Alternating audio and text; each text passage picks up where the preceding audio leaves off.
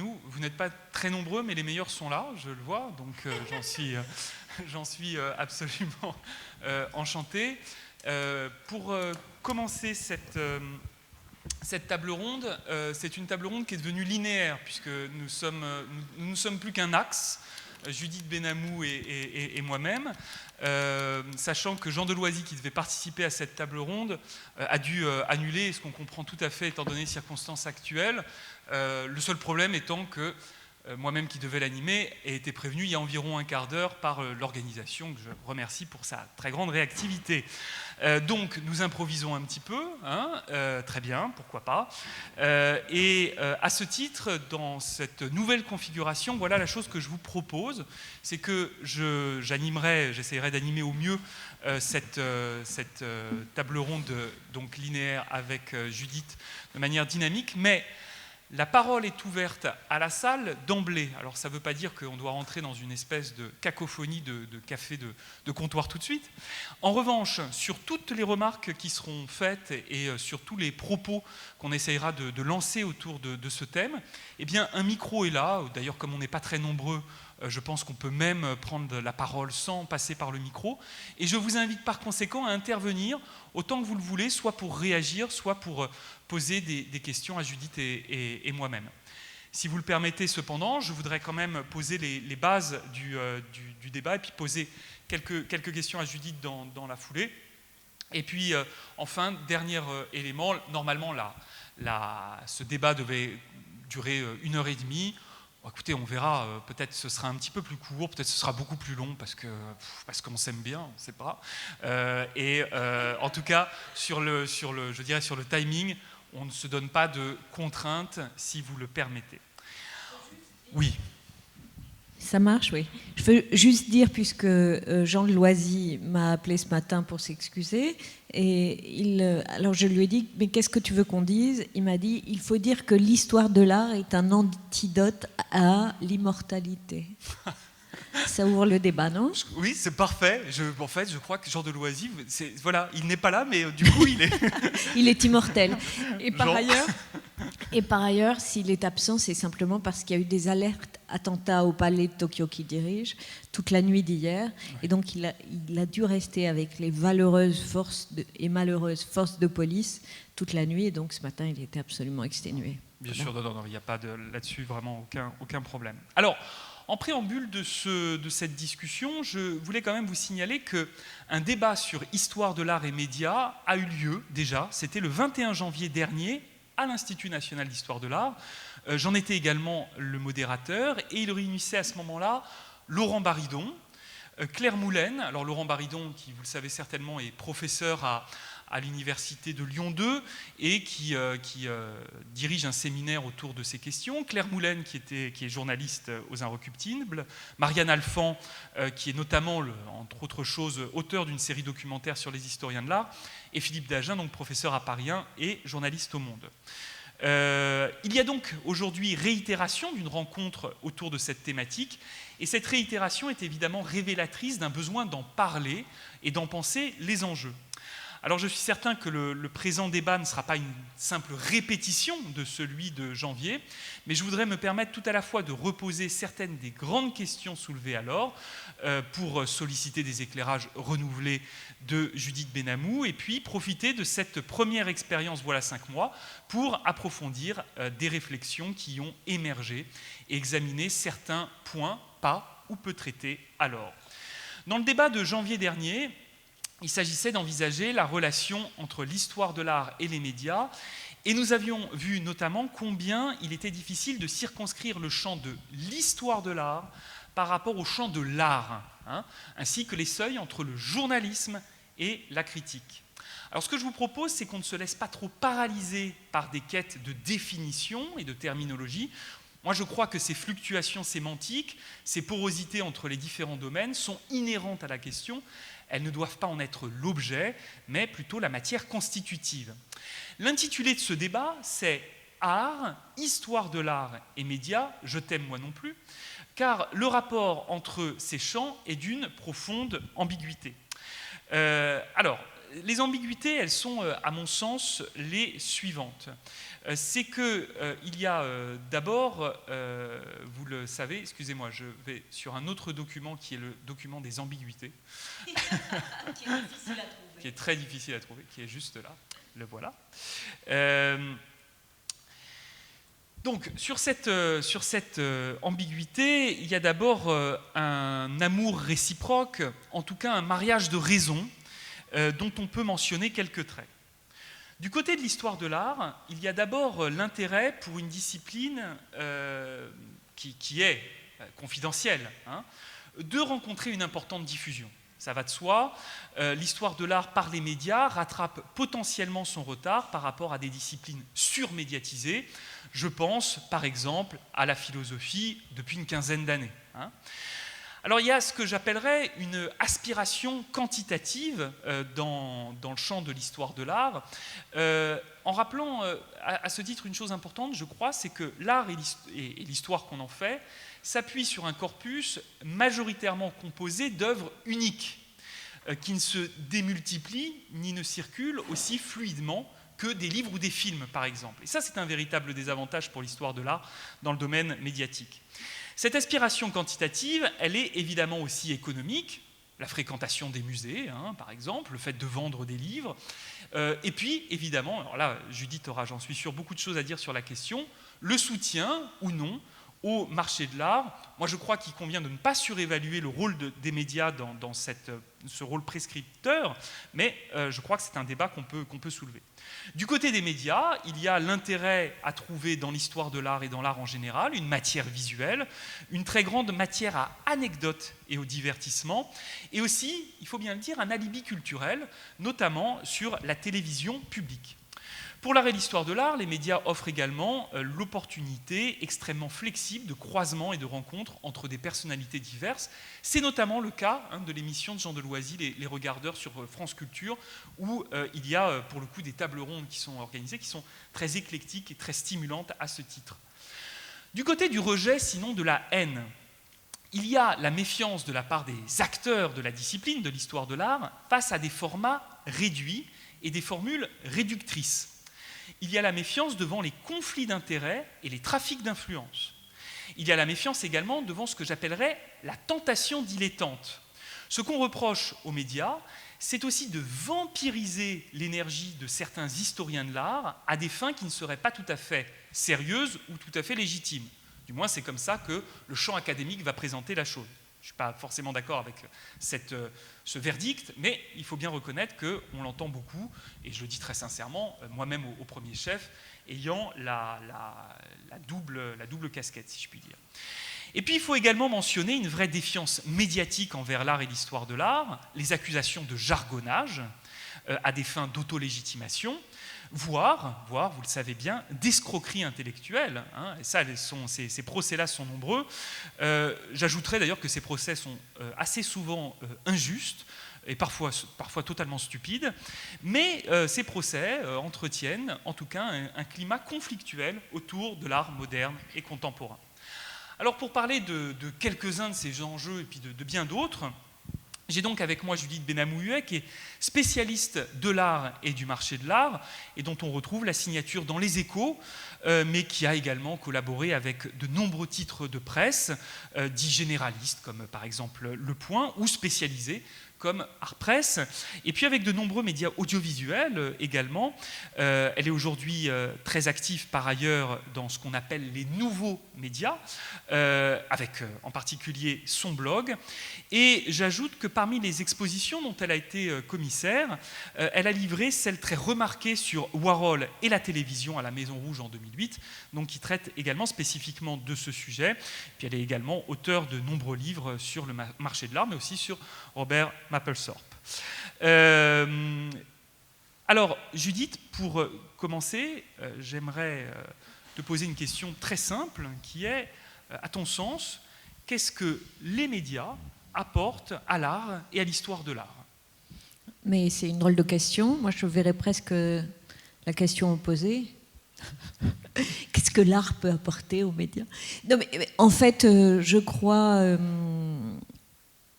qu'on est victime de longue date d'un jargonnage, justement, qui fait qu'il existe un grand fossé entre l'histoire de l'art et les médias. Et qu'on a besoin de gens, de truchements, comme disait Molière, de gens qui arrivent à traduire ces choses-là, qui en fait sont des choses relatives simplement aux sensations, aux sentiments, etc., qui arrivent à traduire ça dans un vocabulaire simple pour que les choses deviennent accessibles. Et ça existe très peu encore aujourd'hui. J'imagine qu'aux Échos, on ne te laisserait pas passer une tentation de jargonnage parce qu'il faut être extrêmement précis, parce qu'on veut que le lecteur soit vite informé et avec des informations claires. Mais en fait, moi, j'ai pas de tentation de jargonnage, d'abord parce que je déteste ça, et puis j'ai pas fait d'études d'histoire de l'art, j'ai fait des études de droit et de sciences politiques. Oui. J'ai même une spécialisation dans le terrorisme et les médias. Oui. Donc on est très loin du risque de jargonnage, mais surtout je déteste ça. C'est une manière de s'enfermer. En fait, je dois rectifier, j'ai des rubriques aux Échos et au Point à la fois. Donc dans 2 journaux généralistes, j'ai été, en effet, pendant 16 ans, j'ai eu une rubrique à Art Press, remplacée par mes participations Internet nombreuses. Mais par exemple, ce que je remarque, c'est... lundi est inaugurée une exposition Olafur Eliasson à Versailles. Oui.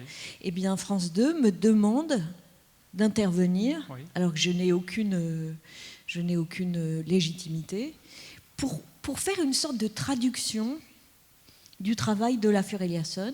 Alors, ça veut dire que je vais parler devant la caméra, après l'artiste, qui est dingue, et il y a aussi un commissaire qui est extrêmement légitime, Alfred Pachman. Et par ailleurs, on me demande d'intervenir à 2 reprises, c'est-à-dire non seulement je vais parler devant la caméra, mais aussi j'explique en amont, et ce que j'ai fait hier, à la journaliste, comment on peut faire le lien entre la réalité et le travail de l'affaire Eliasson. Alors c'est quelque chose que j'ai souvent remarqué en effet dans les sollicitations de journalistes généralistes ou de journalistes culture, c'est qu'en amont même du traitement du sujet, ils vont demander à des personnalités intermédiaires de leur offrir les clés d'entrée pour ensuite se les approprier et puis faire ce qui devrait être leur travail de base. Oui, mais parce qu'en fait, une fois ils font l'opéra, une fois ils font le théâtre, une fois ils font la pluie, et une fois Versailles. Donc, je pense qu'il y a un problème d'intermédiation aujourd'hui avec les médias. Cela dit, il y a des propositions qui sont tout à fait valables, qui existent, et qui offre la possibilité d'entrer directement en relation avec l'histoire de l'art. Mais l'idée même d'histoire de l'art, avec tout ce qu'elle a de plus académique, ronflant et hermétique, ça fait extrêmement peur. Alors, je suis d'accord avec toi, mais j'ajouterais quand même que ce qu'on appelle le jargonnage, ce n'est pas que celui de l'histoire de l'art. C'est pas celui qui porte sur l'art depuis la période moderne ou même depuis plus longtemps que cela. C'est aussi les accusations de jargonnage qui concernent l'art actuel et contemporain. C'est-à-dire plutôt une perception critique qu'une perception historique et académique, il me semble. Hein. Je pense qu'il y a un mélange des deux. Et il y a aussi une pratique en France, une pratique intellectuelle, hermétique, l'utilisation d'un vocabulaire hermétique avec des effets de manche d'écriture qui permettent de donner à ces personnes une impression de grandeur. Oui. Alors, je pense que beaucoup d'entre vous avaient pu lire cet ouvrage, mais qui était extrêmement intéressant, qui avait fait grand bruit à la fin des années 90, qui ne portait pas sur l'histoire de l'art, mais sur ces problèmes de l'esbrouf intellectuel, qui était le livre de Sokal et Bricmont, qui montrait bien comment, dans le champ des sciences humaines, il pouvait y avoir des récupérations de grands concepts de sciences dures, mais très très peu maîtrisés, à dessein de dire des choses qui avaient l'air très profondes et qui en fait étaient simplement des espèces d'effets de manche sémantiques. Moi, je dois dire une chose que je remarque, c'est que quand on écoute des grands journalistes culture, par exemple, au Masque et la Plume, parler de cinéma, de littérature ou de théâtre, ils ont une vraie capacité à dire les choses simplement et à présenter les grands enjeux des œuvres dont ils parlent sans forcément avoir besoin de recourir à un vocabulaire écran de fumée. Pourquoi est-ce que c'est si difficile? Enfin, j'exagère peut-être un peu parce qu'il y a plein de journalistes qui évidemment le font dans le domaine de l'art et de l'histoire de l'art, donc il ne faut pas non plus tordre trop la règle, mais il faut bien avouer quand même que c'est un bon exemple, au Masque et la Plume, on hésite, on ne le fait pas d'ailleurs, à avoir des journalistes qui viendraient parler d'exposition ou d'art actuel, parce que je pense on a peur de cet effet de jargonnage. Oui, c'est tout à fait possible, d'autant que la plupart des journalistes ne sont pas complètement jeunes, au Masque et la Plume non, donc ils sont un petit cercle comme ça, ils s'amusent bien entre eux, et ils se regardent aussi le nombril. Et le problème de la critique, en général, c'est que c'est un exercice d'ego important. Donc il faut arriver à tempérer cette tendance. Bien sûr. Alors, vous le savez, il y a une chose qui est... J'en disais un petit mot en introduction. Je rappelle pour ceux qui viennent d'arriver qu'il y a une petite règle du jeu qui a été instaurée pour cette table ronde qui finalement est un axe, un segment. C'est que, comme Jean Deloisy n'est pas là, mais qu'on voudrait quelque chose de vraiment dynamique, vous n'hésitez pas au fur et à mesure de la conversation à prendre la parole pour faire vos remarques ou poser des questions, hein, sans inhibition, sans autocensure. Il faut qu'on joue vraiment le jeu d'une table ronde et pas simplement de deux paroles auto-légitimées. Voilà. Donc, je redirai dans... C'est une bonne illustration d'ailleurs, ouais. C'est parfait. Donc je le redirai dans un quart d'heure, mais si d'ici là quelqu'un a le... Bon, n'hésitez pas. Hein. Et puis, comme par ailleurs le festival est sur le rire, si vous ne faites rien, je ferai un numéro de claquette à un moment donné, je vous préviens. Ah non, alors on fait rien, on veut le voir ce numéro. Bon, oui, j'en parlais en introduction, ce lien d'amour-haine, en tout cas d'amour retenu, par rapport à cet intérêt qu'il y a à l'histoire de l'art et à l'art, d'avoir une diffusion grand public. Alors, moi j'ai été vraiment frappé par cela lors du débat qu'on avait fait, de la table ronde qu'on avait faite à l'INHA, voilà 4-5 mois. Il y avait quantité de réserves par rapport à des programmes qui ont donné dans les 10-15 dernières années une audience absolument colossale aux musées, aux expositions, à notre discipline en règle générale. Je voudrais en citer un qui est très connu, puisqu'il passait à une heure de grande écoute sur France 2 et ensuite a été un succès de librairie, c'est Dardar. Hein, Dardar animé par Frédéric Tadei, pensé et produit par Nathalie Bouls, et qui, à mon sens, est un objet d'étude extrêmement intéressant, qui raconte plein de choses. D'abord, c'est un format très court. Donc, Dardar, pour vous donner une idée, en fait, un texte de Dardar, c'est environ entre 1200 et 1800 signes. Hein, donc, ça tourne aux alentours du feuillet pour faire un format de 2 minutes. C'est toujours un format qui s'appuie sur un angle fort, et cet angle fort est systématiquement anecdotique. Il se trouve que moi, j'ai travaillé sur cette émission pendant un temps. Donc, le processus, c'est une réduction des coûts en trouvant un endroit, un musée où on va pouvoir filmer plusieurs tableaux. Et ces tableaux, à partir d'une recherche documentaire qui peut être poussée, c'est de trouver donc ce qu'on appelle un angle, hein, dans le journalisme, un angle qui soit celui d'une anecdote édifiante, amusante. Bon. Quand bien même, d'ailleurs, cette anecdote est largement sujette à caution ensuite sur le plan archivistique, historiographique. Il y a une autre chose qui me semble très intéressante avec cette émission, c'est qu'elle a très longtemps servi de véritable alibi culturel pour France Télévisions.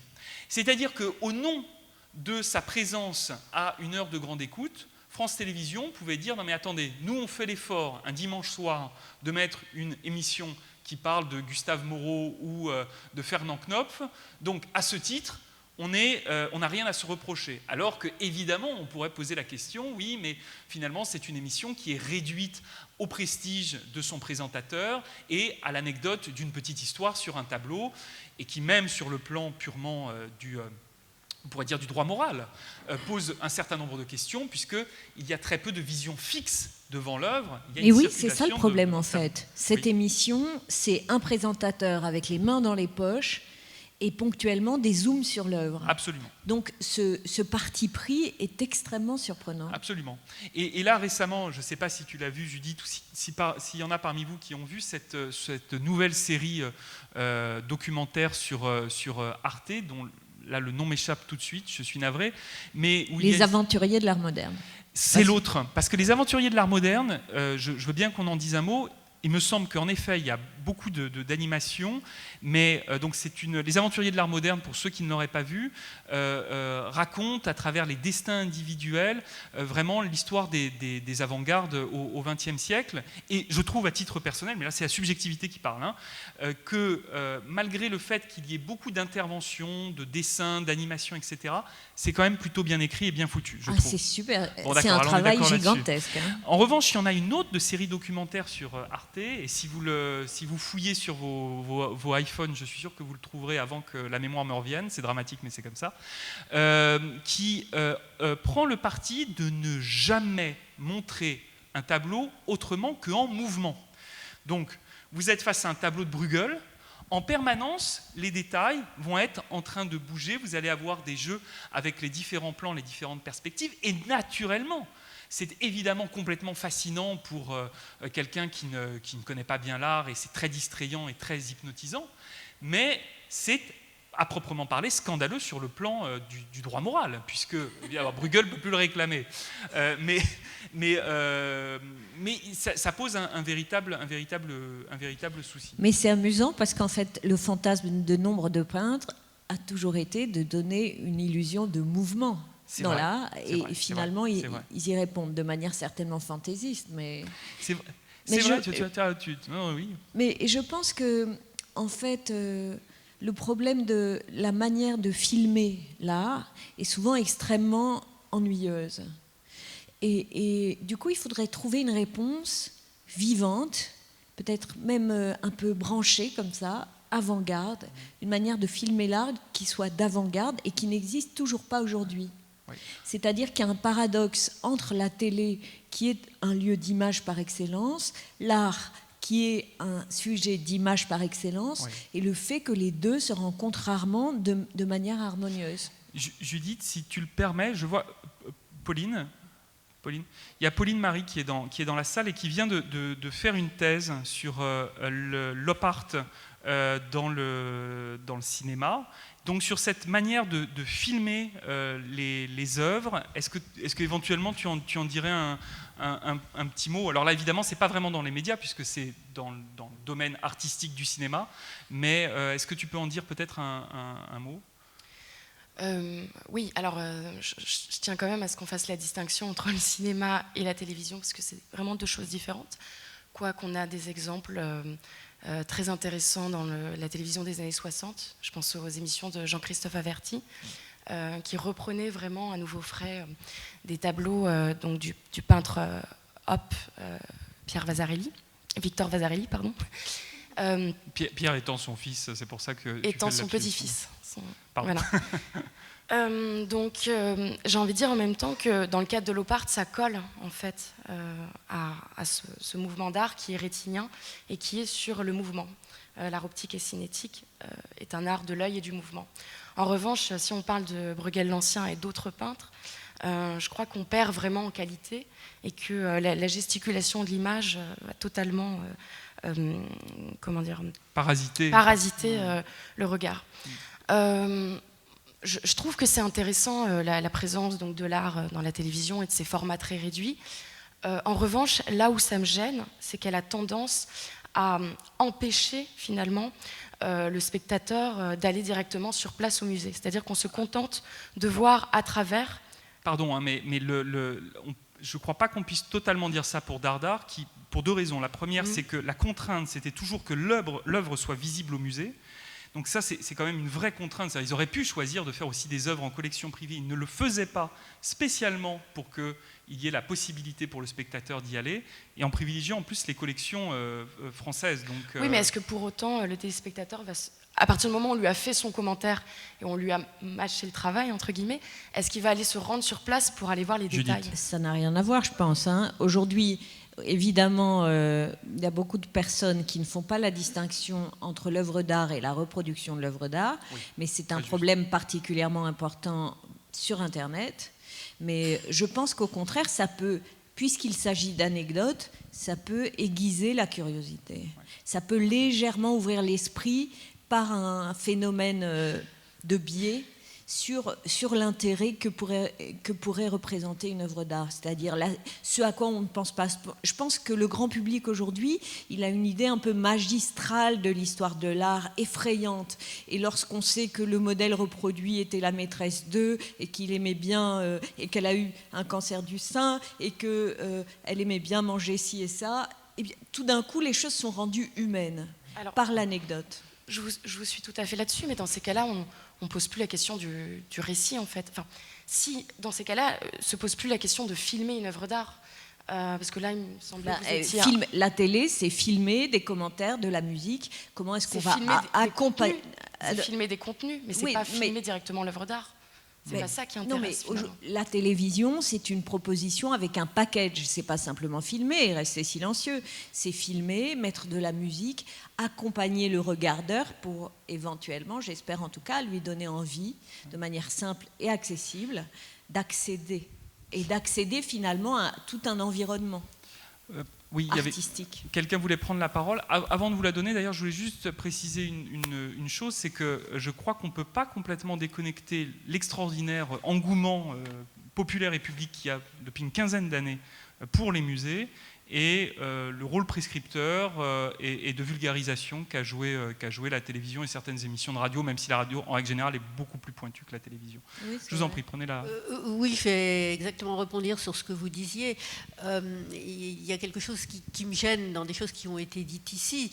La télévision, et notamment la télévision de service public, voilà, que vous stigmatisez un petit peu en disant Dardar.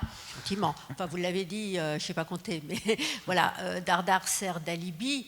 Moi, je pense que c'est tout à leur honneur de mettre une émission de vulgarisation, l'émission traditionnelle de la télévision de service public qui ont eu tendance un petit peu à se diluer, mais qui sont informés, cultivés, distraire.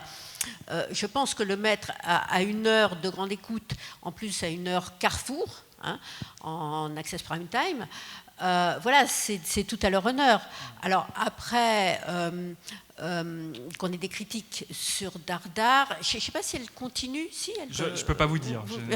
Moi, j'ai pas l'impression, en fait. Je ne sais pas, je la vois plus.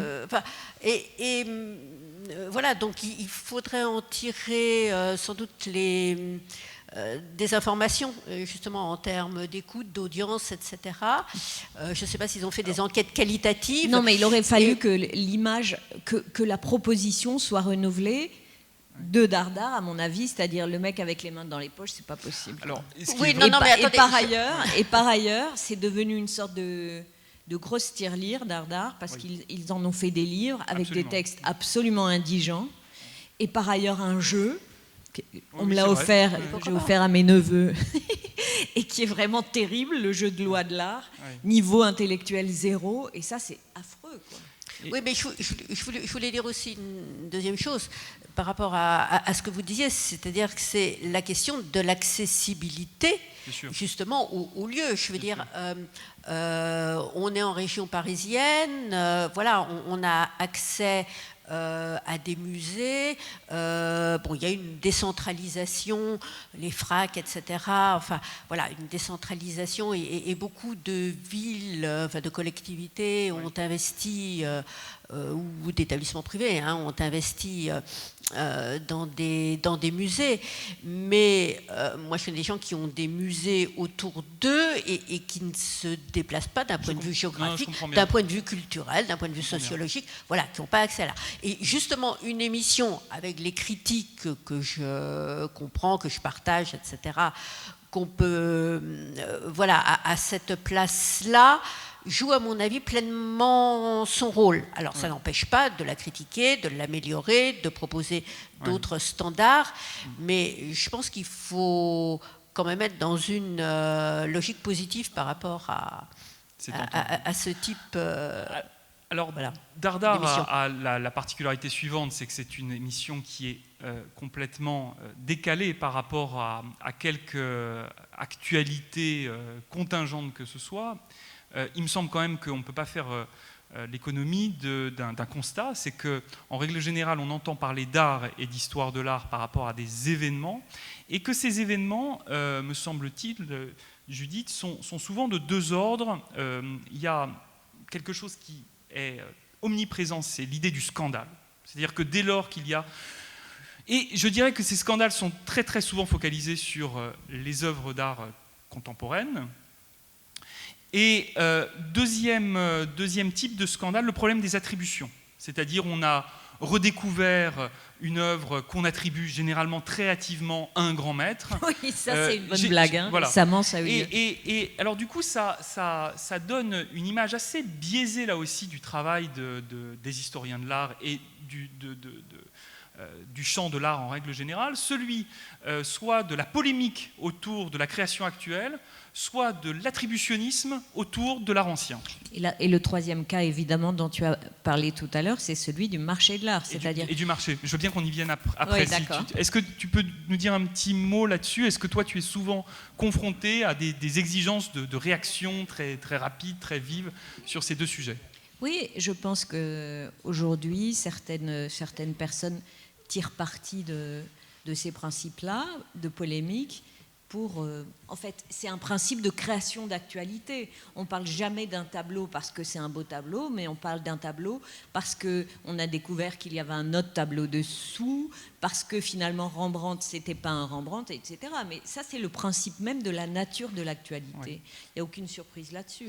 Mais par ailleurs, je pense qu'il y a des gens qui utilisent très habilement, et on l'a vu récemment, les médias sont souvent généralistes, et ne connaissent pas les ressorts de l'attribution, par exemple. Exactement. Et si on fait une conférence de presse et qu'on dit c'est un Caravage, par exemple, eh bien, les gens vont croire que c'est un Caravage. Exactement. C'est-à-dire que c'est simplement l'argument d'autorité qui suffit, alors qu'en réalité, il y aurait des sujets qui pourraient être très, très intéressants sur quels sont les critères d'appréciation pour faire une attribution. Et que disent les spécialistes, oui. Et pas seulement l'expert généraliste. Oui.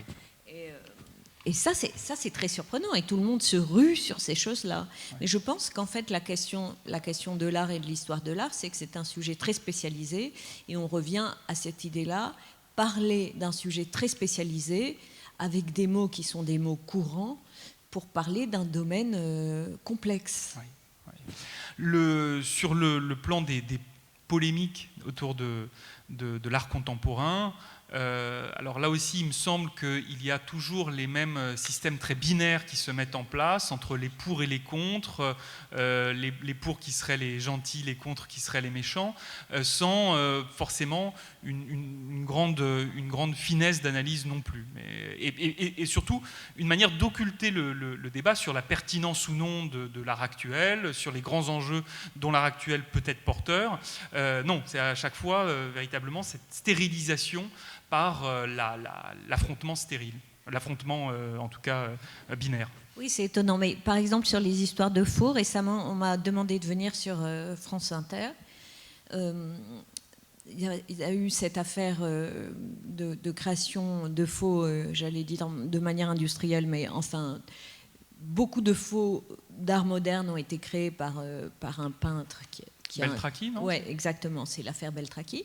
Et donc on m'a fait venir, et la moitié de l'émission, ça durait 1 heure sur France Inter l'après-midi, la moitié de l'émission consistait dans le récit dramatique, avec les faux, avec le fait que cet homme-là était sans vergogne et avait du talent. Et après, je pense que le rôle du journaliste un peu spécialisé, c'est de faire rentrer les nuances dans le récit. Et c'est ça la difficulté, parce que le temps est compté, parce que la place est petite, et donc il faut arriver, même au sein des rédactions, il faut arriver à se battre pour avoir le mot juste et pour introduire des nuances. Et personne n'a envie des nuances, en fait. On aimerait bien que ce soit un Rembrandt, soit pas un Rembrandt, et puis c'est tout. C'est ça. Alors, j'en profite pour dire quelque chose sur le faux. Vous me dites si vous voulez prendre la parole, mais je voudrais dire juste une petite chose, je vous la donne dans une seconde. Une petite chose sur le faux qui me semble assez importante. Je dirige une fondation qui gère l'œuvre d'Hans Hartung et d'Anna Eva Bergman, où nous avons à beaucoup composé avec la traque des faux qui traînent sur les marchés. Bon. Et j'en parlais avec différents acteurs de différentes successions, comme par exemple les acteurs de la succession Picasso, et on faisait le constat suivant, et je le fais vraiment en faisant un mea culpa.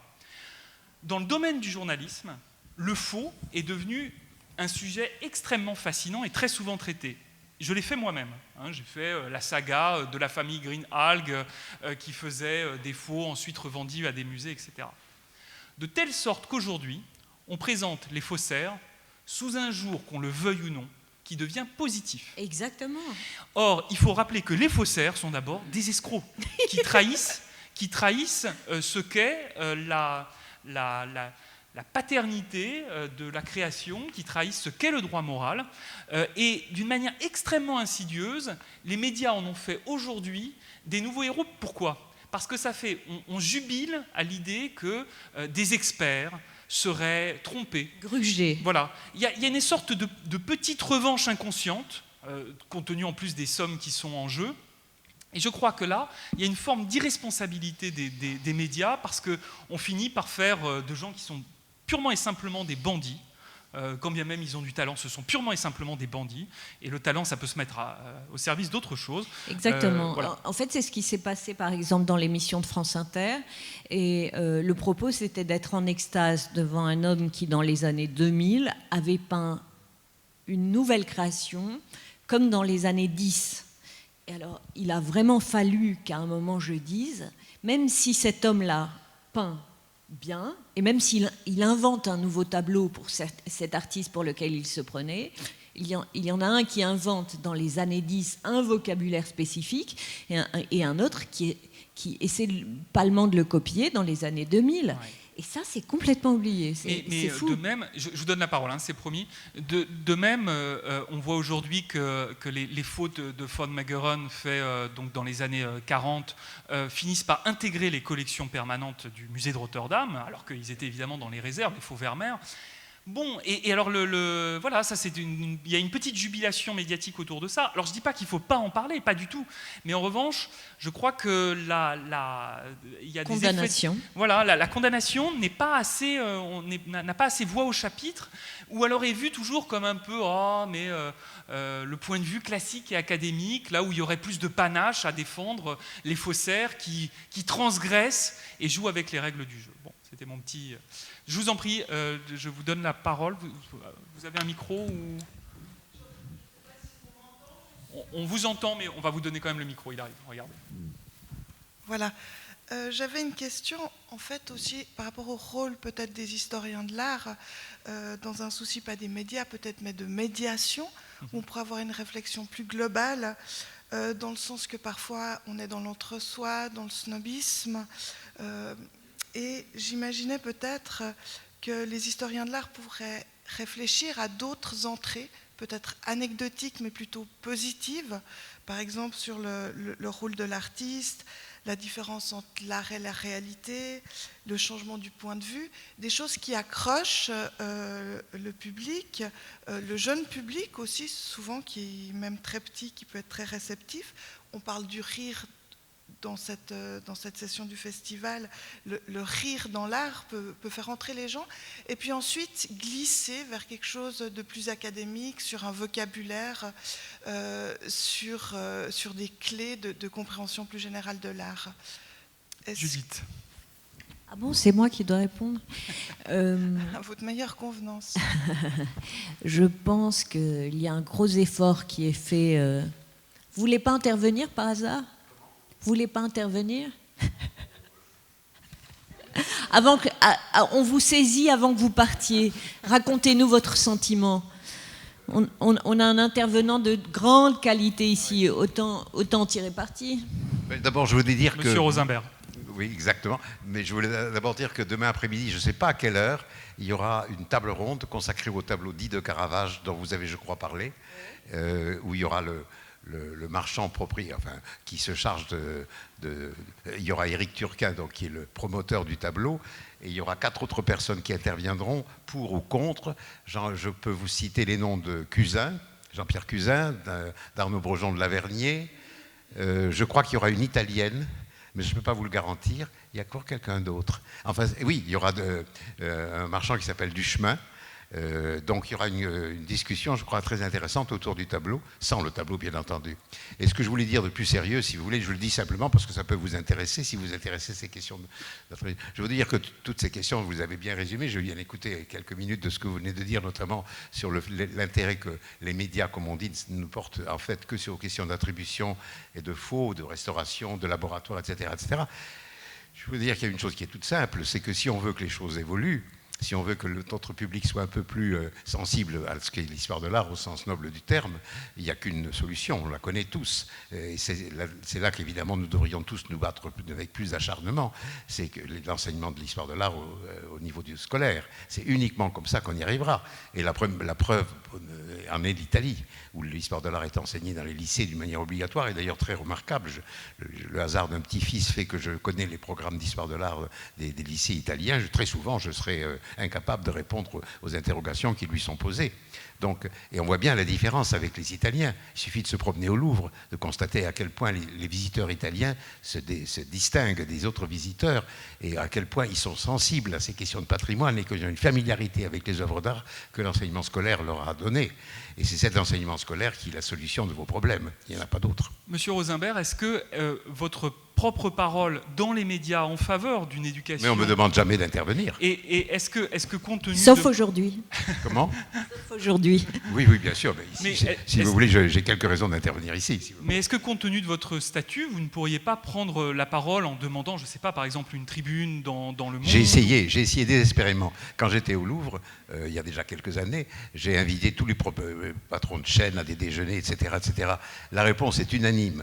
Il y aura un jour une chaîne spécialisée consacrée à l'histoire de l'art, qui est évidemment la mauvaise réponse, parce que le public qui regarderait ces émissions sur ces chaînes est un public captif, il est déjà acquis.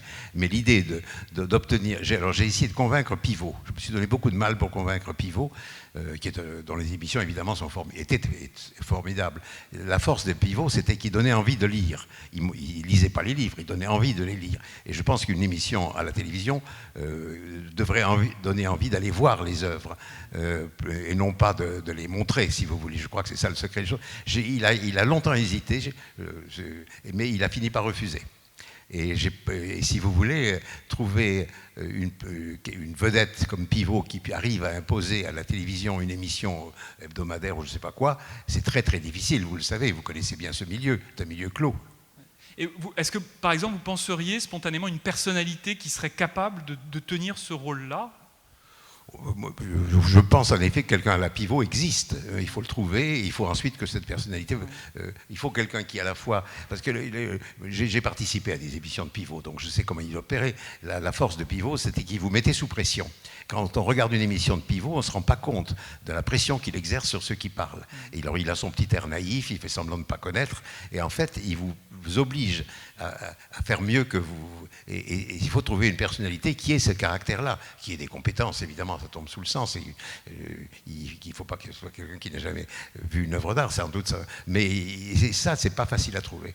Alors, vous avez en Italie, un pays que je connais un petit peu, il y a 2 personnalités qui ont évidemment joué un rôle. L'une très positive, qui était Zeri, mais malheureusement qui faisait un peu le clown à la télévision, mais qui parlait sérieusement. C'est un très grand historien d'art, un attributionniste, comme on dit, d'un mauvais mot, exceptionnel. Alors il se déguisait, il faisait un peu de... Mais évidemment, il avait une vraie audience. Et puis il y a la contrepartie qui est Sgarbi, qui lui, évidemment, qui est personne ne le connaît en France, mais en Italie, il est plus connu que Fausto, que qui, je ne sais pas moi, enfin c'est une des 10 personnalités que les Italiens connaissent tous. Mais malheureusement, très souvent, il se laisse aller dans le sens du public et n'intervenir qu'à l'occasion de scandales qu'il suscite lui-même. Moi, pardon, oui, il y avait une question, non ? J'ai l'impression, oui, je vous redonne la parole tout de suite, que M. Rosenberg, qu'il y avait quand même quelqu'un qui arrivait vraiment à porter ça, qui malheureusement a disparu trop tôt, c'est que les émissions de radio de Daniel Arras étaient vraiment...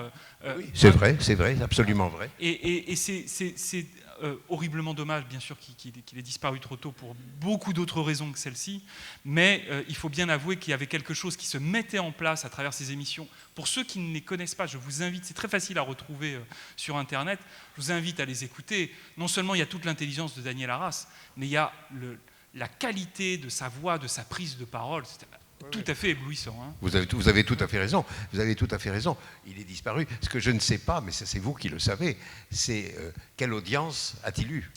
Mais je crois, écoutez, je peux pas vous répondre, mais je crois que vous seriez surpris si vous voyez aujourd'hui les statistiques de ces écoutes sur Internet.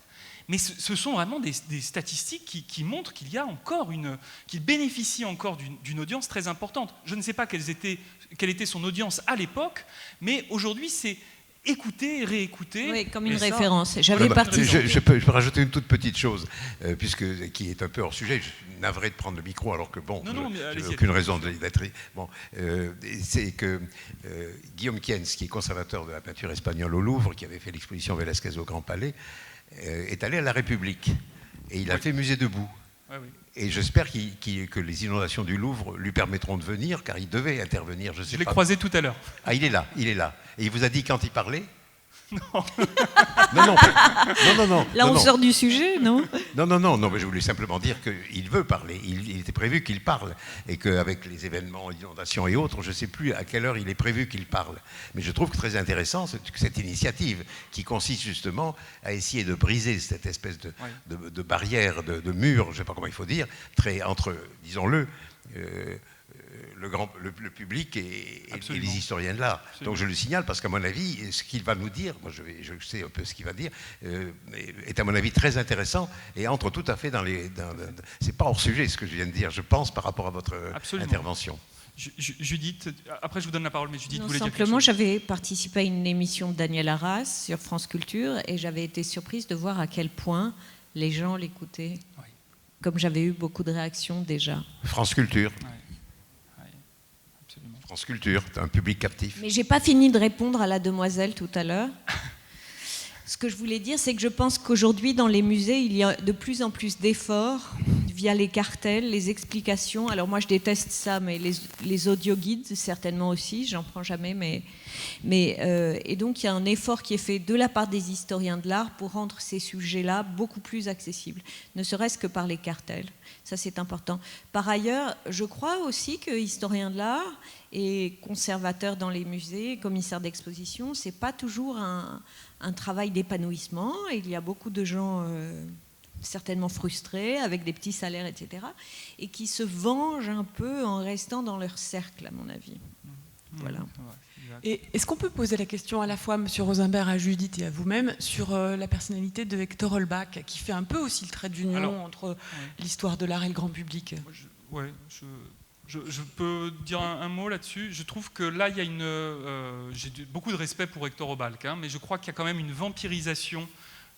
C'est exactement ce que disait Judith tout à l'heure sur la critique, c'est-à-dire que celui qui doit porter le regard sur l'œuvre le porte aussi beaucoup sur lui-même. Il a une très belle voix. C'est terrible. Il a une très belle voix, mais il y a une narcissisation du propos que je trouve excessive. Ça n'enlève rien à la grande sensibilité d'Hector Holbach et à la qualité. Mais voilà. Les accompagnements musicaux sont trop lourds et que ça gagnerait à être un peu moins baroque et un petit peu plus. Et baroque, pas au meilleur sens. Hein. Moi, j'ai déjà vu des émissions. Je suis tombée par hasard au milieu d'une émission et tout d'un coup, le zoom sur son visage de profil devant le tableau, on se demande d'où ça sort. Quoi. C'est vraiment dingue. Un petit peu.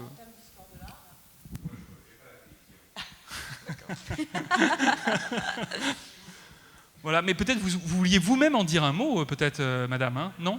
D'accord. Et je crois qu'il y avait une autre question, allez-y. Oui, alors moi c'est juste une information par rapport à l'histoire de l'art en classe. L'histoire de l'art en classe est maintenant obligatoire depuis plusieurs années. Vous savez qu'au sein même de ce festival, il y a une université de printemps qui marche bien, qui est simplement un peu limité, on le disait, par des problèmes financiers, c'est-à-dire que le nombre de profs qui peuvent venir en mission est limité. Moi, je sors d'un atelier numérique et enseignement de l'histoire de l'art qui était tout à fait passionnant, avec des interventions non moins passionnantes. Il y a quelques semaines, j'ai discuté avec un petit garçon qui est au Collège Inter à Fontainebleau, qui préparait un devoir sur l'histoire de l'art. Moi, j'étais absolument stupéfaite, quoi. Voilà, donc c'est quelque chose qui se développe. Alors, à titre d'information, de 16h15 à 17h15, il y a la conclusion de l'université de printemps. Et voilà, si vous voulez intervenir, voilà, il y a les principaux enseignants, les inspecteurs généraux chargés d'eux. Il y a un portail d'histoire de l'art. Hein. C'est un peu le centre des annonces ici, si vous avez un truc donc avant. Donc ce sera l'école des mines, salle 201, bâtiment P. Voilà. Et d'autre part, j'avais une autre question, c'était savoir un peu ce que vous pensiez de l'émission Palette. Ah bon, ça c'est Judith, vas-y. Mais... Tout le monde est ravi par Palette, je pense qu'il n'y a pas de problème. Non, ce que je voulais dire, vous dites un enseignement obligatoire de l'histoire de l'art, il faut mettre des guillemets là, de grands guillemets, mais surtout le point sur lequel il faut insister, c'est qu'il y a un enseignement qui reste, tout le monde s'est battu, moi Chastel s'est beaucoup battu pour cet enseignement, moi-même je me suis beaucoup battu quand j'étais président du CFHA, etc., etc.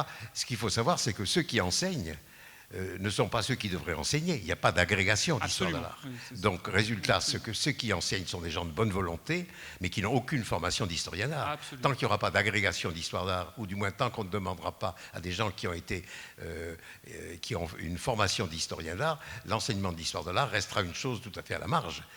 La vraie bataille, elle est là. Et ça, si vous la gagnez, celle-là, moi je l'avais. Enfin, c'est une bataille.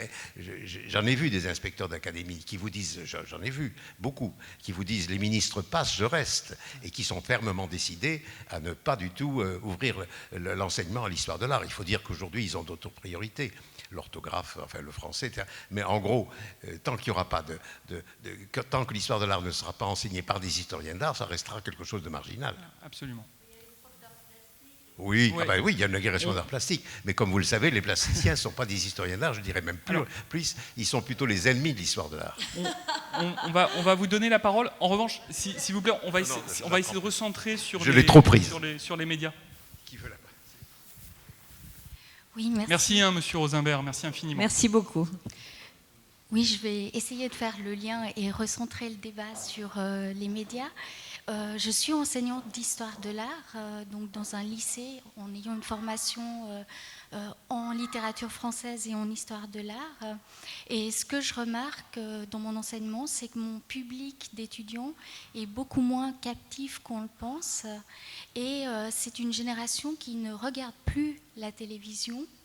Oui. Et qui regardent les choses par le biais d'Internet. Mais ce qui est intéressant, c'est qu'ils ont un certain rapport critique aussi à ce qu'ils voient, et notamment dans leur recherche personnelle. Et ils ont accès à une multiplicité de formats intéressants et de documentaires. Après, on en parle en classe, on développe ce regard critique. Mais il y a peut-être aussi ce changement du rapport à l'émission, au documentaire, par le biais d'Internet. Mais là, Judith, faut absolument que tu parles quand même de ton blog et de ce que ça suppose comme changement par rapport à ce qu'on appelle maintenant les médias traditionnels ou les médias classiques. Hein. Je pense qu'il y a toute une part palpitante de l'art et de l'histoire de l'art qui a été vécue récemment et qui se vit encore avec des artistes majeurs. Et je pense aussi qu'il n'y a pas entre l'art passé et l'art présent, il n'y a pas de limite, il n'y a pas de fossé. Je vois, par exemple, j'ai interviewé il y a peu de temps un artiste contemporain qui vit à Los Angeles, qui est un sculpteur et qui s'appelle Thomas Uceago, et qui poste beaucoup sur Instagram des œuvres d'art ancien et qui est complètement fasciné par ça et qui prend pour matière première l'histoire de l'art pour inventer de nouvelles formes hybrides. Et ça, je le poste par exemple la semaine prochaine. Et ce que j'aime j'ai un blog que j'écris en anglais, en fait, pour avoir un auditoire plus large, international, parce que finalement, l'auditoire français pour ce que je fais est assez réduit, donc je le fais en anglais. Tu as des chiffres? Tu veux bien nous donner des chiffres ou pas sur la fréquentation? Mais le blog, il a 2 mois, donc c'est des tout petits chiffres. Il y a ma lecture en tout cas. Mais... Bravo.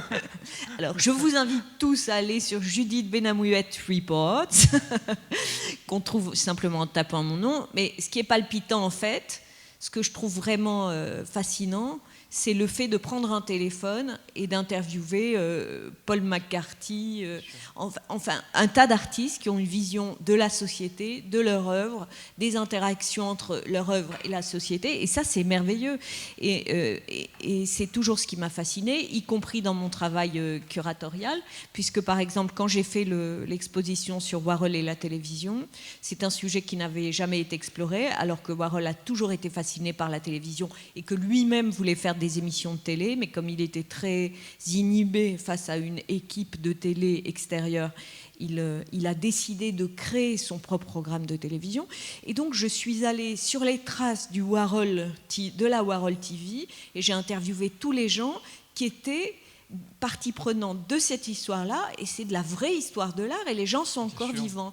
De la même manière, je suis allée interviewer, particulièrement aux États-Unis, une quarantaine de personnes qui ont connu Robert Mapplethorpe, et j'ai participé à une exposition, enfin, je suis à l'origine d'une exposition au musée Rodin sur un dialogue entre Mapplethorpe, un imaginaire entre Mapplethorpe et Rodin, et j'ai interviewé une quarantaine de personnes qui ont connu Mapplethorpe. Évidemment, tout ça passe par le filtre de la mémoire et de ce qu'on fait de la mémoire et comment on transforme les choses.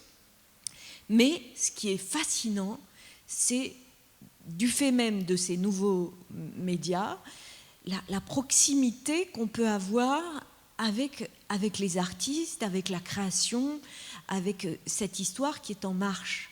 Et ça, c'est vraiment extraordinaire. Et en venant dans le train, on regardait un documentaire sur, en 1966, Marcel Duchamp à Pasadena, qui visite sa première rétrospective à Los Angeles, et c'est génial, quoi. Ils sont vivants, on les comprend, on est avec eux, on les regarde, et quels sont leurs gestes, et comment sont-ils habillés.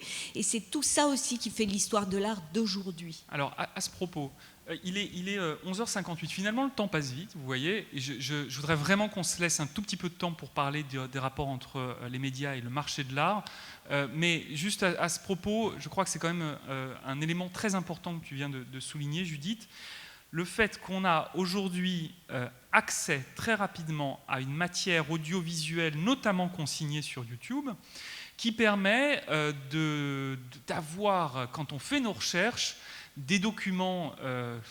moi, j'ai fait ma thèse il y a 10 ans, on ne les avait pas il y a 10 ans. Maintenant, ça va à une vitesse folle pour trouver, en effet, j'en sais rien, La Voix de Guillaume Apollinaire en 1913, ou un rendez-vous, en effet, comme tu disais, de Duchamp à Pasadena, ou encore Salvador Dali dans toutes ses interviews télévisées, etc., etc. Alors, je sais que vous êtes nombreux ici à être soit enseignants, soit travailler dans les musées. Comment est-ce que vous gérez cette matière, et en particulier, comment est-ce que vous gérez les sources? Parce que c'est à la fois très stimulant et en même temps c'est un peu effrayant d'avoir une vidéo dont on ne sait d'où elle vient, qui se retrouve sur YouTube vue par quantité de monde. Comment est-ce qu'on l'exploite dans nos propres recherches? Qu'est-ce qu'on fait de ces ressources qui viennent des nouveaux médias? Voilà, je serais curieux d'avoir vos réponses, si vous en avez. Mais moi, je pense qu'il faut distinguer deux choses. Il y a les sources écrites, qui, là, contiennent le pire et le meilleur. Et par ailleurs, il y a les sources filmées, qui sont 90% du temps contextualisées. À ce titre-là, on peut avoir davantage confiance. Écoute, quand même là-dessus, je suis désolé, je reprends l'exemple de Hans Hartung, mais nous, on a l'ensemble des films sur Hans Hartung qui sont dans nos archives, qui sont très très contextualisés. Il y a eu plusieurs échappées de films sur Hartung hors contextualisation, hors archives, un peu anarchiques. Alors on ne s'amuse pas à dire vous retirez cette vidéo, etc. Ce n'est pas tout à fait notre politique. Mais il faut bien avouer que de temps en temps, on se dit quand même, tiens, complètement hors contexte, il n'y a pas véritablement ceux qui viendraient cliquer là-dessus n'ont pas tous les éléments pour véritablement comprendre les enjeux de la vidéo. Voilà, alors je ne sais pas s'il y en a qui ont des réactions par rapport à ça, qui ont déjà été confrontés à ce type de problème. Et en plus, pardonne-moi, mais tu le sais très bien, il y a souvent aussi des gros problèmes d'approximation dans les datations. Oui, ça c'est vrai. Regardez, faites un test sur les vidéos d'Andy Warhol sur YouTube et vous verrez que de temps en temps, il y en a une notée 78 qu'on va retrouver à peu près pareil, qui va être tout à coup 81, etc. etc. Donc c'est quand même pas si... Pauline Marie.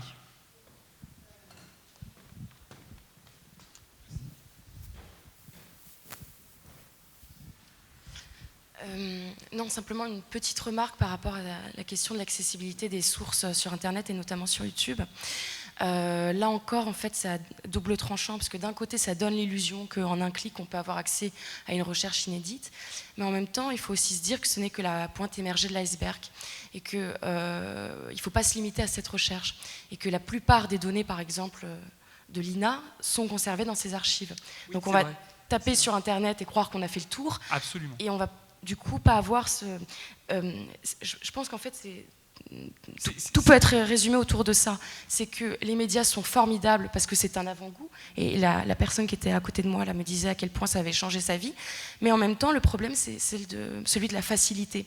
C'est-à-dire qu'on voit aussi l'infiltration des médias dans le modèle muséal avec les visites virtuelles. Et finalement, on pense qu'aller au musée, c'est cliquer sur Internet et voir la chose. Donc je pense qu'il faudra toujours penser cet entre-deux, en fait.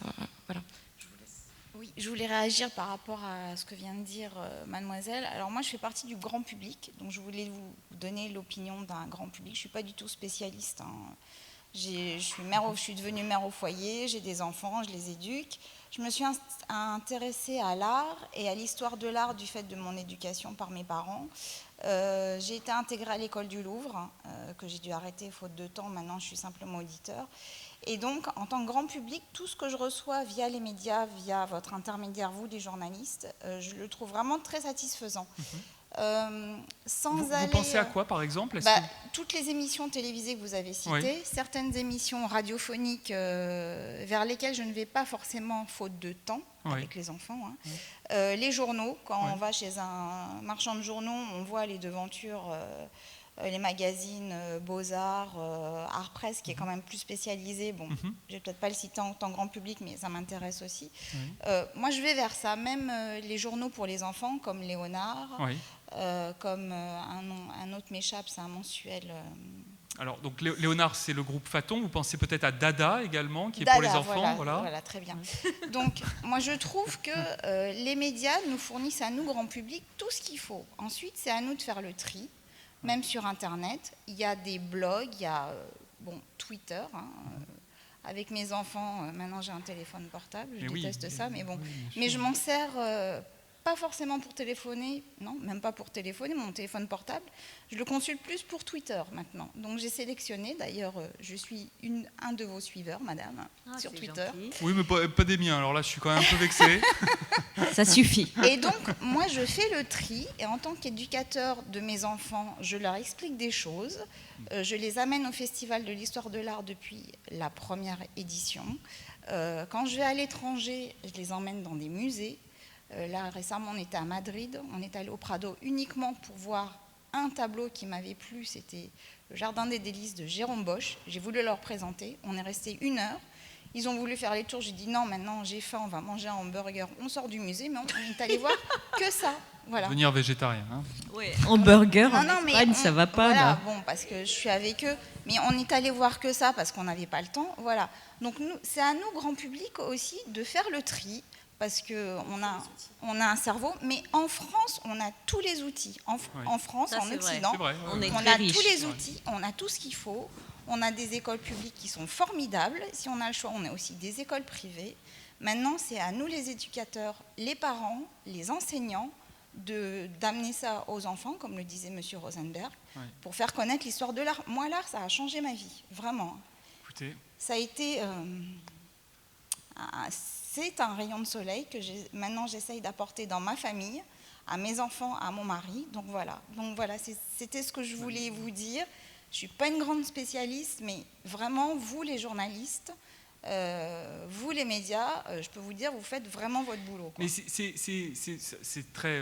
merci pour votre témoignage. C'est très intéressant d'avoir votre témoignage là, parce que, vous voyez, à la fin de la... Je mentionnais la discussion qu'il y avait eu à l'INHA donc, en janvier dernier, et qui était extrêmement intéressante, et je ne suis pas en train de dire il y a les bons et les méchants, hein, mais à la fin de la discussion, on a eu droit à une demi-heure de discussion entre nous de critiques à outrance de l'appareil médiatique au nom de sa vulgarisation, de son incapacité. C'est une discussion entre spécialistes. Et voilà, et donc voilà, entre spécialistes, il y a une espèce de... Pardon ? Mais elle est nécessaire. Elle est nécessaire aussi. De même que le jargon dont parlait Madame Benamou, le jargonnage, ce vocabulaire technique, il est vraiment nécessaire. Ensuite, il y a un travail de vulgarisation pour nous, pour que ça soit accessible à nous, grand public. Donc. Là, je pense qu'il y a quand même une petite ambiguïté. C'est que le vocabulaire technique, à mon sens, n'est pas du jargonnage. Hein. Ce n'est pas parce qu'on va parler d'un repentir, par exemple, c'est un vocabulaire technique. C'est pas la même chose que de dire l'art interroge les paradigmes de l'identité. Ça est du jargonnage. Vous comprenez ? D'accord. Voilà, ça, c'est très présent. Hein. D'accord. L'art qui interroge et qui questionne, ça, voilà, on y a le droit. Et les paradigmes, oh là là. Non, mais après tout, pourquoi pas ? Ensuite, à nous de nous creuser la tête. Hein. Oui, mais je Excusez-moi, crois... mais elle a pas tort, en fait. C'est-à-dire qu'à force de vouloir vulgariser en permanence l'information et avoir un vocabulaire accessible, il y a un appauvrissement aussi du langage, et que je pense que finalement, il ne faut pas prendre aussi le spectateur, enfin le lecteur pour une petite tête pensante, et toujours chercher à élever le niveau, parce que sinon, au lieu de dire opposé, au lieu de dire dichotomique, on va dire opposé, on va chercher sans arrêt à simplifier, et donc c'est tiré vers, il y a un nivellement par le bas. Bon, après, c'est une nuance qu'on peut apporter. Oui, je suis tout à fait d'accord. Et s'il vous plaît, gardez votre haut niveau intellectuel, s'il vous plaît. Parce que là, on assiste à une décadence dans le langage, dans l'information, dans la transmission d'un certain savoir qui est vraiment précieux. Et on aboutit à du tout et n'importe quoi. Et je l'entends le matin à la radio. C'est non maman, en allant à l'école, non maman, mets pas France Culture ou France Inter, mets nous Skyrock. Je fais bon d'accord. Et puis au bout de 2 minutes, j'arrête parce que c'est... Et vous mettez RMC du coup... Mais c'est même pas de la musique. Et Jean-Jacques Bourdin.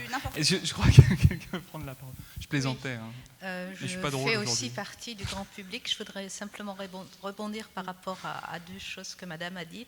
D'une part, elle a dit la radio, j'ai pas le temps, on peut podcaster et tout réécouter, notamment France Culture. Vous disiez, moi j'écoute que la radio, je ne regarde pas la télévision.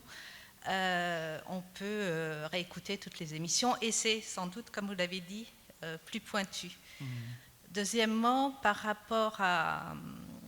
Enfin, plus pointu, je n'ai rien contre la télévision. Hein. Je suis abonnée à Télérama, mais je regarde ce qui passe à la télé, mais je lis le programme, si on peut dire, et les articles. Voilà. C'est mon choix. Ensuite, par rapport à l'éducation nationale, je ne suis pas professeure. J'ai simplement, pour l'instant, en fait, un statut d'intermittent, on pourrait dire, pas d'intermittent, d'intérimaire au sein de l'éducation nationale. Étant enseignante sur le marché du travail, voilà, j'ai un poste d'assistante pédagogique.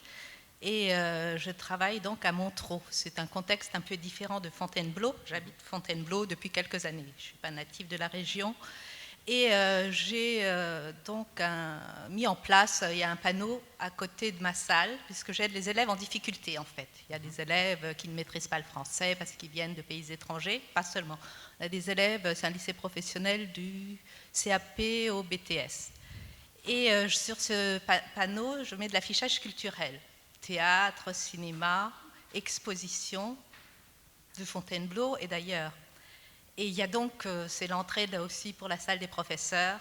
Malheureusement, j'avoue que peu de gens se sentent intéressés, viennent vers moi, me disent c'est bien ce que tu as mis, etc. Et peut-être, alors que je pense que je suis assez abordable, j'ai travaillé dans des milieux très différents, dans le privé, enfin bon, j'ai fait aussi des études. En fait, ma formation, c'est une formation juridique. Et je vois aussi bien les enseignants que les élèves, il n'y a presque pas de réaction par rapport à une offre culturelle. Et peut-être, on le voit justement comme un petit côté snob que peut-être j'aurais. Enfin voilà, c'était juste... dire que dans la réalité, l'histoire de l'art, enfin, bien sûr. tout ce qui est, voilà. Merci infiniment pour votre réaction. Il reste 19 minutes et je voudrais absolument, puisqu'on a la chance d'avoir Judith Benamou avec nous, qu'on aborde quand même l'enjeu majeur du lien entre médias et marché de l'art. Judith, j'ai pas de questions précises. J'aimerais bien avoir... Si on avait à l'aborder comme ça par le début, comment est-ce qu'il faudrait présenter les grands enjeux de ce rapport? Moi, je ferais plutôt une observation. Je dirais que finalement, un tableau de Picasso, par exemple, par lui-même, ne se suffit plus pour qu'on en parle. Je pense, par exemple, qu'au début du XXe siècle, dans le Figaro, qui était connu pour ça, on publiait des informations sur les artistes et sur les expositions en première page. Désormais, pour qu'on parle d'un tableau ou d'une exposition, mais surtout d'un tableau, il faut qu'il soit lié à une valeur exceptionnelle. Oui. Oui. Et donc, aujourd'hui, dans le marché de l'art, il y a des acteurs qui ont un potentiel d'achat hors du commun, qui ne sont pas dans les mêmes règles de mesure de l'argent que nous. Et ces gens-là achètent pour des sommes astronomiques, puisque c'est au moins jusqu'à, on le dit en tout cas, 250 millions de dollars. Et donc, si on parle de Cézanne tout court, c'est charmant. Alors peut-être qu'on parlera à la télévision à 13h pendant les programmes d'été de Cézanne et de la Sainte-Victoire, et comme c'est mignon, et d'Aix-en-Provence. En revanche, si on dit le Qatar a acheté les joueurs de cartes pour 250 millions, là, on va en parler à la télé, à la radio, dans les journaux. Alors cela dit, ça pose, je crois, un problème du point de vue comment dirais-je, de la réalité du marché de l'art lui-même, c'est qu'on n'en parle qu'à travers les records, là où le marché de l'art est aussi une économie qui, à certains égards, est une économie moyenne, avec des sommes qui sont beaucoup, beaucoup plus raisonnables, avec parfois des années plus ou moins fastes pour les maisons de vente, avec des cotes qui peuvent...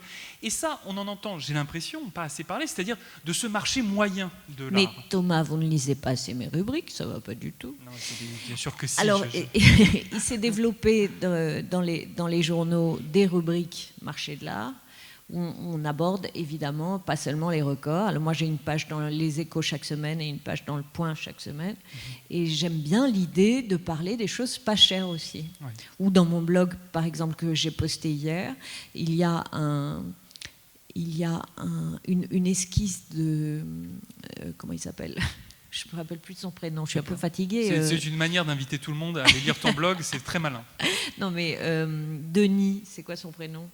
Voilà, Maurice Denis Bravo, une esquisse de Maurice Denis estimée 1 500 € à vendre à Drouot. J'adore ça. Et oui, c'est génial. C'est vrai, c'est qu'en règle générale, le 19e ou le début 20e, aujourd'hui est, je ne sais pas si c'est abordable, 1 500 €, mais enfin en tout cas, ça l'est plus que les 250 millions des joueurs de cartes, ça c'est certain. En tout cas, ça le devient. Ouais. C'est-à-dire Maurice Denis, il appartient vraiment à l'histoire de l'art.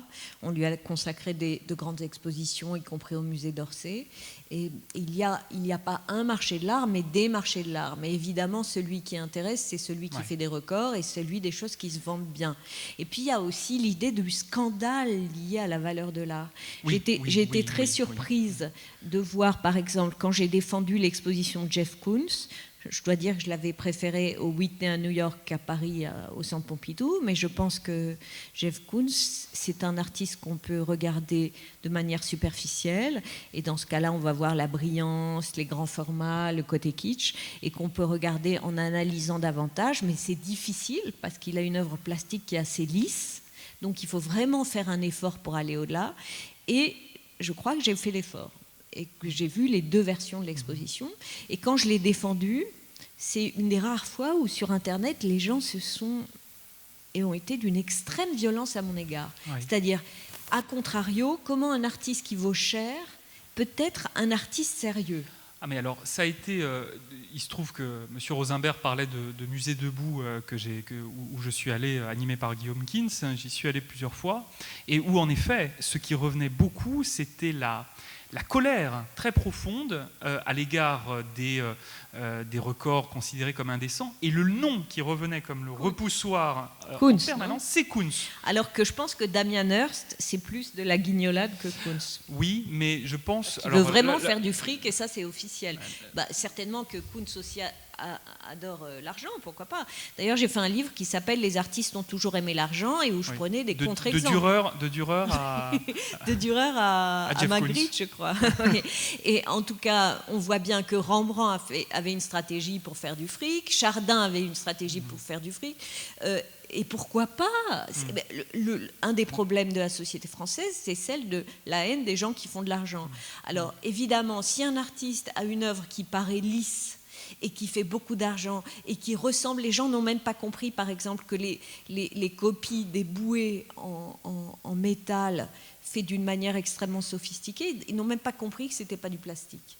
Parce qu'ils s'en tiennent à la reproduction, à l'image de l'œuvre d'art, et même pas à l'œuvre d'art. Écoute, moi je les ai achetés, du coup je m'en suis rendu compte, en fait. T'as acheté les bouées, t'as vu que c'était pas du métal.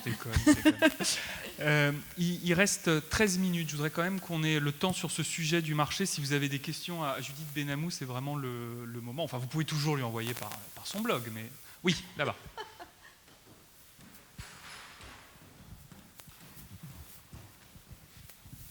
Bonjour.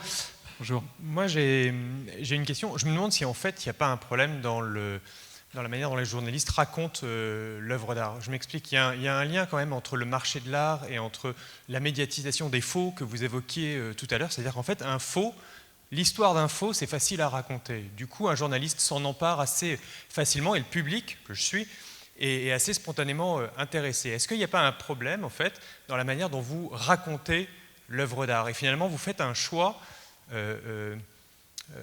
vous faites un choix qui est celui de la simplicité, c'est-à-dire vous préférez raconter l'histoire facile à raconter que l'autre. C'est un peu la même chose, c'est-à-dire que quand vous dites une œuvre d'art produit un record sur le marché, c'est facile à raconter parce qu'on n'a même pas besoin de parler de l'œuvre d'art, il suffit de se concentrer sur l'histoire du record.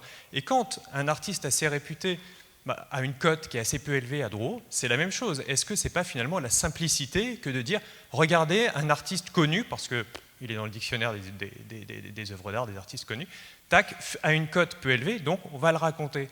Et en fait, c'est la question de l'angle, je pense, qui est aussi intéressante à évoquer aujourd'hui. Est-ce que, au fond, les journalistes ne font pas des raccourcis aujourd'hui enfin, c'est un peu sévère ce que je raconte là, mais aujourd'hui, un journaliste, il est sollicité pour écrire dans son mensuel, il est sollicité pour écrire, parce qu'il faut qu'il soit rentable, donc sur un blog, il est sollicité pour publier l'article dans un temps record sur le site internet du média, et donc qu'est-ce qu'il fait? Il choisit l'angle le plus facile à aborder. Et voilà, aujourd'hui, moi je travaille au château, en fait, je m'occupe des relations presse. Aujourd'hui, quand on reçoit un journaliste au château, la première question qu'il pose, c'est est-ce que je peux passer dans l'envers du décor? C'est-à-dire que le journaliste ne va pas... Non, mais c'est la réalité. D'ailleurs, je l'emmène ici parce que ce n'est pas ouvert au public. Voilà.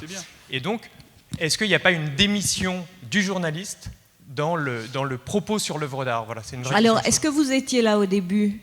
Non. Pardon, je suis arrivé en retard, c'est vrai. Voilà, c'est ça, donc on voit bien, parce que c'est exactement ce dont j'ai parlé.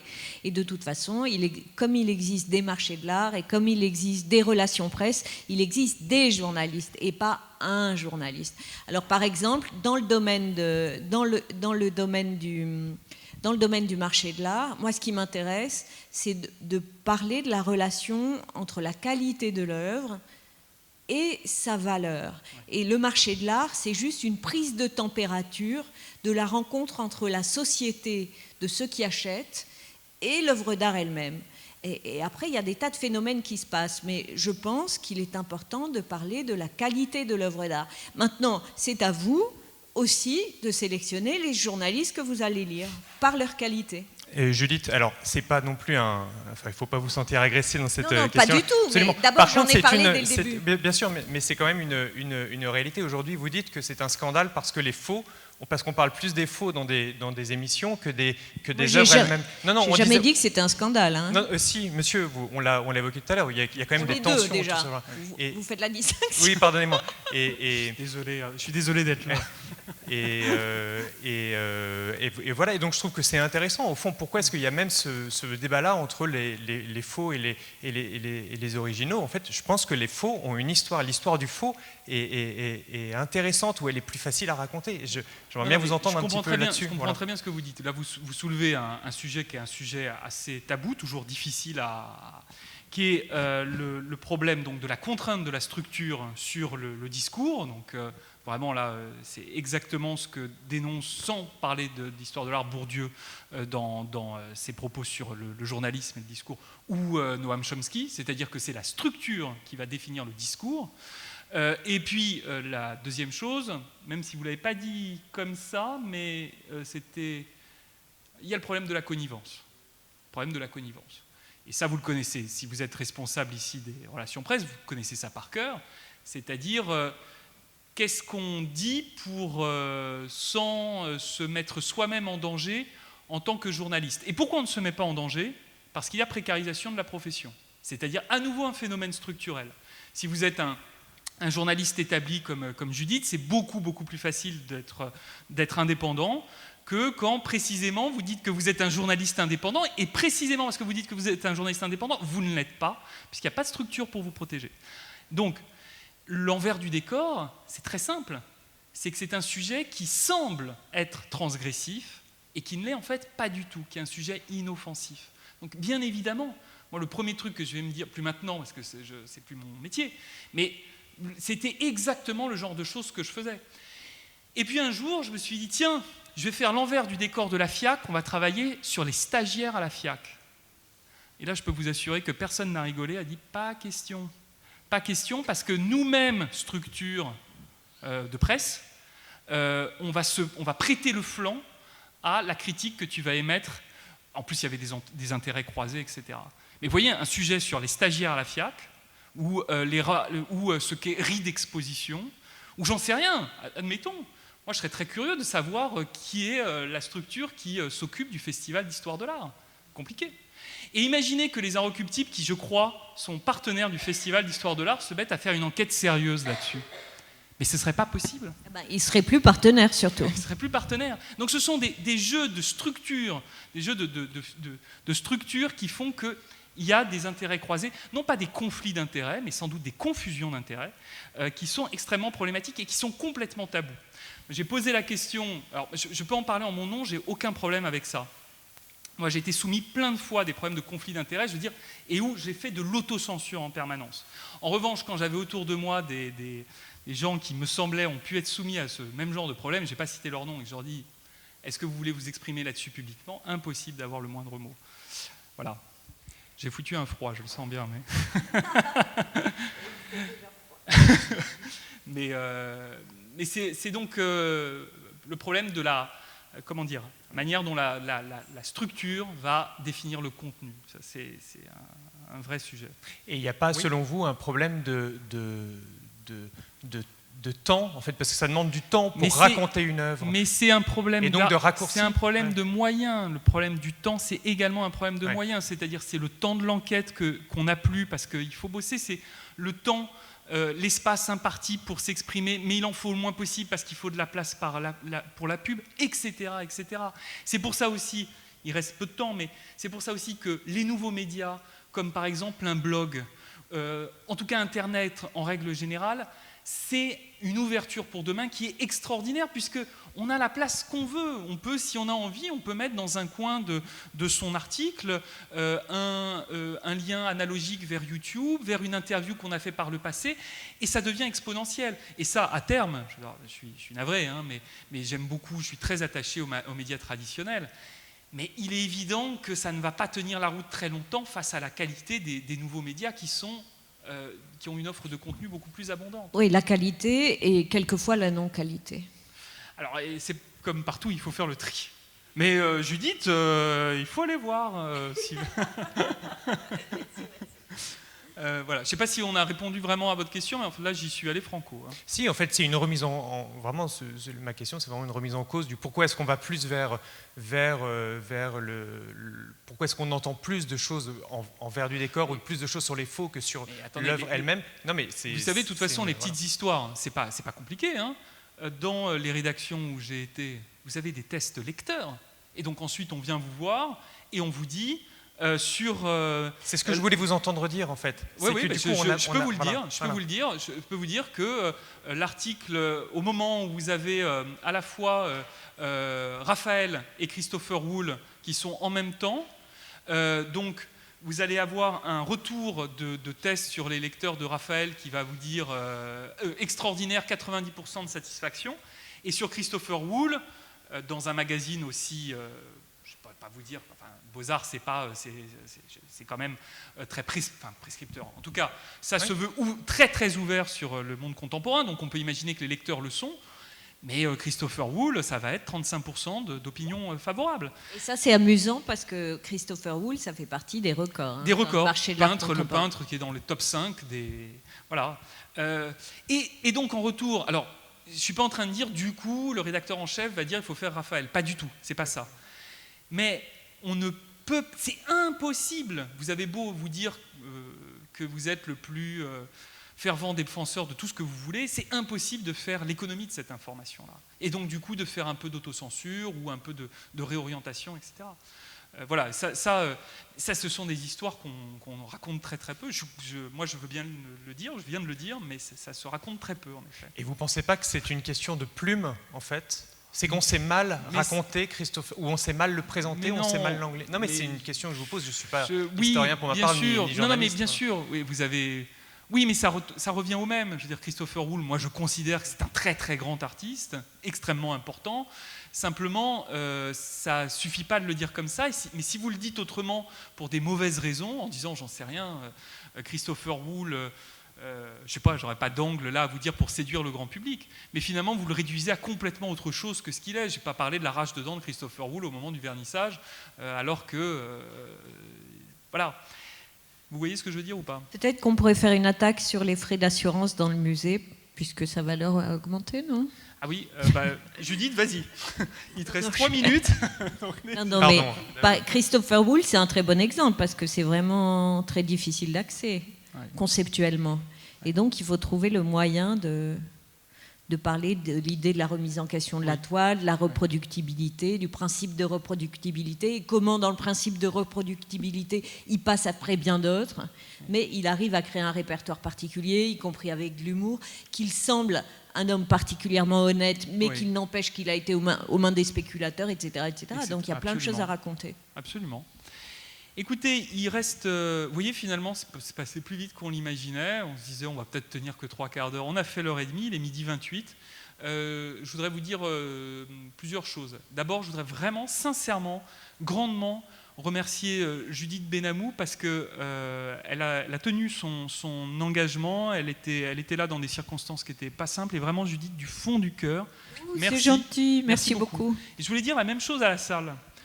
Quand j'ai dit tout à l'heure il faut que ce soit dynamique, ouvert, etc., je trouve extrêmement agréable d'avoir un public qui comme ça joue le jeu, donc merci vraiment infiniment à vous. Et puis la dernière chose que je voulais vous dire, c'est qu'il y a eu une grande discussion sur Histoire de l'art et médias à l'INHA en janvier. On en fait une deuxième là à Fontainebleau. Je vois que il y a plein de gens qui ont envie d'en parler, qui ont besoin d'en parler. Je vous propose qu'on se débrouille pour en faire une 3e, je ne sais pas quand, mais dans l'année 2016, et qu'on remette encore un petit peu du cœur à l'ouvrage pour traiter du mieux possible cette question. Voilà, je vous remercie. Judith, encore merci. Merci à vous, merci beaucoup. Merci et bonne continuation de festival.